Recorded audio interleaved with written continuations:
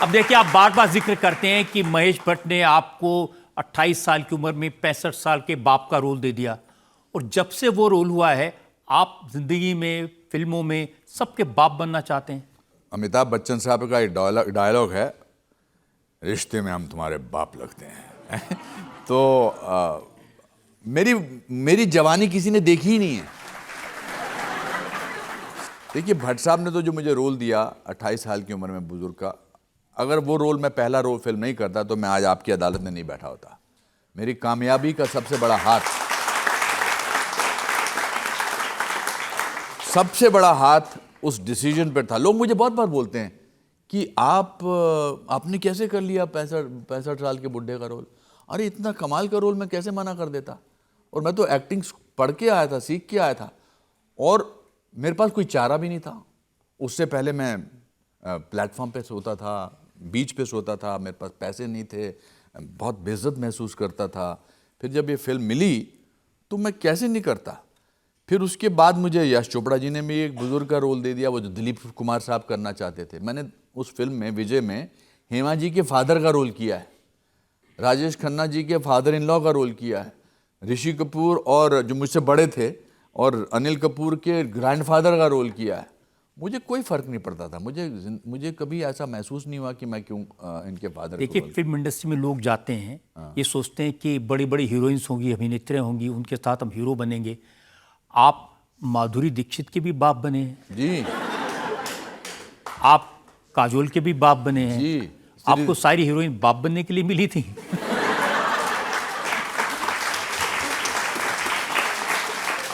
देखिए जी, इसमें सबसे बड़ी बात यह है कि आदमी आशिक को छोड़ देता है, पति को छोड़ देता है, बाप को कभी नहीं छोड़ता है। जिन रोल्स को मैं करता था, they were the pillars of the film. आपने अभी तेजाब के सीन दिखाए, आपने शायद और भी काजोल के साथ एक तो तेजाब में माधुरी के साथ बिल्कुल ही अलग था, और राम लखन में बिल्कुल ही अलग था। दोनों में बाप था मैं उसका। आप देखिए ना, वैरायटी कहाँ से कहाँ मिलती है ऐसी। मैं अपनी तारीफ करना चाहता हूँ। I don't want to be subtle about it. I think मेरे जैसे एक्टर बहुत कम आते हैं हिंदी फिल्म इंडस्ट्री में, ये बात मानना पड़ेगी। और ये मैं बिल्कुल एरोगेंटली नहीं कह रहा हूँ। अभी आपकी, जब मैं ये वीडियो देखी तो मैं कभी पीछे क्या किया मैं उसको देखता नहीं हूँ, मैं आगे क्या करना मैं उसको देखता हूँ। लेकिन जो पीछे किया है वो बहुत कम लोगों में उसका दम है, और मैं सिर्फ इसलिए कर पाया हूँ क्योंकि मेरे एक्टिंग के टीचर कमाल के थे, और मुझे ज़िंदगी से जुड़ने का हमेशा अच्छा लगता है। मैंने बताया ना कि जैसे अभी ये लोग मेरे लिए सिर्फ दर्शक नहीं हैं, ये इंडिविजुअल्स हैं। इनकी आंखों में जो हंसी है, इनकी आंखों में जो मेरी बातें सुनने का जो जज्बा है, वो रियल है। ऐसा नहीं लगता है कि इनको पैसे दिए हैं और ये आके बैठ गए, इनको बस तालियां मारनी हैं।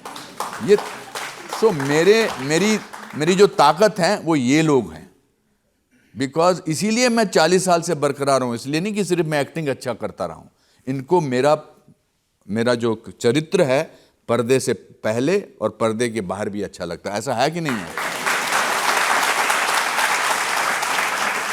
एक एक रोल के बारे में हम अगर बात करें, बताइए। राम लखन में जो आपका रोल था वो कैसे कंसीव किया, कहाँ से आइडिया आया? तो मैं और सतीश कौशिक, मेरे बड़े अच्छे दोस्त, मेरे प्यारे दोस्त, हम लोग जब सेट पे पहुँचे तो सुभाष घई साहब जो हमारे डायरेक्टर थे, राइटर थे, उन्होंने वो उसी समय सीन लिखते थे। उनको एक आइडिया होता था पूरी फिल्म का, तो फिर वो हमको दे दिया उन्होंने।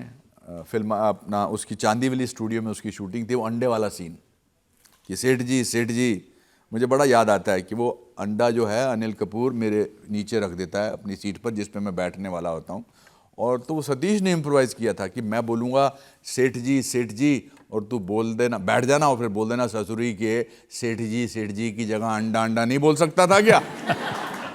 मगर उसमें पूरे क्लाइमैक्स में बड़ा इंटरेस्टिंग एक किस्सा था। तो पूरी फिल्म में काशीराम जो थे, सतीश कौशिक जो थे, मेरे असिस्टेंट थे, तो मैं ऐसे बोलता था तो वो बड़े खुश होते थे। क्लाइमैक्स में सुभाष घई साहब ने सतीश कौशिक को मुझसे ज़्यादा डायलॉग दे दिए। ये दे दिए डायलॉग कि सुनो जी, 5 बातें मैं आपको बताना चाहता हूँ। वो सर जॉन को बोलते हैं, रज़ा मुराद साहब को, सतीश कौशिक। तो मेरा अंदर से थोड़ा हर्ट हुआ। मैंने कहा यार पूरी पिक्चर में मेरा इससे बड़ा रोल था और क्लाइमैक्स में इन्होंने इसको दे दिया ये। पर मैं ठीक है। सतीश कौशिक जब एक्शन हुआ, उन्होंने बोला स्टार्ट साउंड कैमरा एक्शन, तो मैंने देखा उनको बोलना था पहली बात तो ये है जी, दूसरी बात तो ये है जी, तीसरी बात तो ये है, चौथी बात है, पांचवी बात ये है। सतीश कौशिक बड़ी आहिस्ता आहिस्ता बोल रहे थे। पहली बात तो ये है जी, दूसरी बात तो, मैंने कहा काशीराम आगे की बातें मैं बोलूंगा, तीसरी बात ये है, चौथी बात ये है, पांचवी बात ये है।